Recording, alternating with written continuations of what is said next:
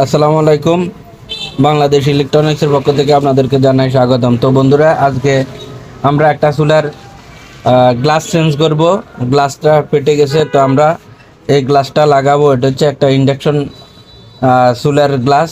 তো আমরা যেখানে লাগাবো সেটা হচ্ছে, এটা একটা ইনফ্রারেড চুলা। তো ইনফ্রারেড চুলার দেখতেছেন তো, এই গ্লাসটা পুরা ভেঙে গেছে পরি। তো আমরা এই গ্লাসটা পরিবর্তন করে এই জায়গাতে আমরা এই গ্লাসটা লাগাবো। তো এখানে আগের যে গ্লাসটা ছিল, এখানে শুধুমাত্র একটা পুরাটাই গ্লাস ছিল। আর এটা হচ্ছে ডাবল গ্লাস, অর্থাৎ পাশে ফ্রেম বডি এবং মাঝখানে হিটিং গ্লাস। তো আমরা এখন এটা এখানে প্রতিস্থাপন করব। তো করার জন্য আমাদের যে বাকি গ্লাসটা কিভাবে আমরা তুলতেছি বা তুললে পরিষ্কার করে আমরা এটা লাগাবো। তো আমরা এখন